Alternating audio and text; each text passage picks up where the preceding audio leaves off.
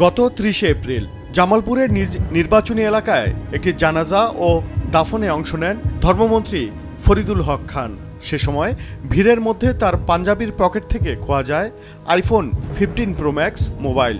পরে সংশ্লিষ্ট থানায় সাধারণ ডায়েরি হলে তদন্ত শুরু করে মহানগর গোয়েন্দা পুলিশের সাইবার অ্যান্ড স্পেশাল ক্রাইম ইউনিটের উত্তর বিভাগ। রাজধানীসহ দেশের বিভিন্ন স্থানে অভিযান চালিয়ে মোবাইল চুরি ও পাচার চক্রের হোতাসহ 9 জনকে গ্রেফতার করা হয়। উদ্ধার করা হয় 63টি চুরি হওয়া মোবাইল ফোন।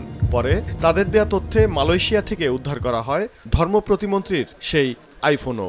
তাদের দেওয়া তথ্য মতে আমাদের মাননীয় মন্ত্রী মহোদয়ের মোবাইলটা তার পকেট থেকে চুরি করেছিল মুন্না সেটা রাসেলকে দিয়েছে। রাসেল বুরহানের কাছে 50,000 টাকা বিক্রি করছে। বুরহান এটাকে হিরোর মাধ্যমে হিরোকে দেয়, হিরো এটা মালয়েশিয়া পাঠিয়ে দেয়।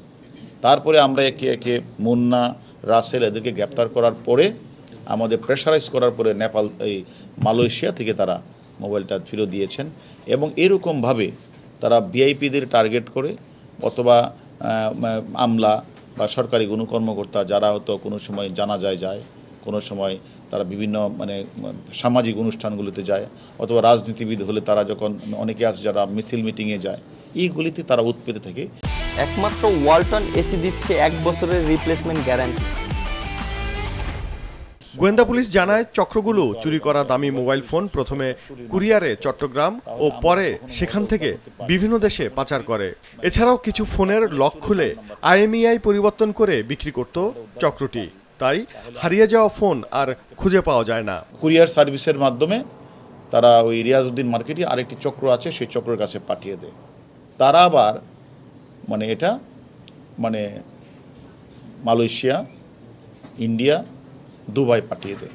আমরা 80টা চোর চক্রের সন্ধান পেয়েছি। তার সর্দার হলো জাকিরকেও আমরা গ্রেপ্তার করেছি। তারা আমাদের কাছে স্বীকার করেছে যে আনুমানিক 10,000-এর অধিক মোবাইল তারা এই 1 বছরে তারা চুরি করেছে। এবং তারা এবং এগুলি ম্যাক্সিমাম ক্ষেত্রে দামি মোবাইলগুলি তারা চিটাগাংয়ের রিয়াজউদ্দিন মার্কেট তারা এগুলি সাপ্লাই দিয়ে থাকে।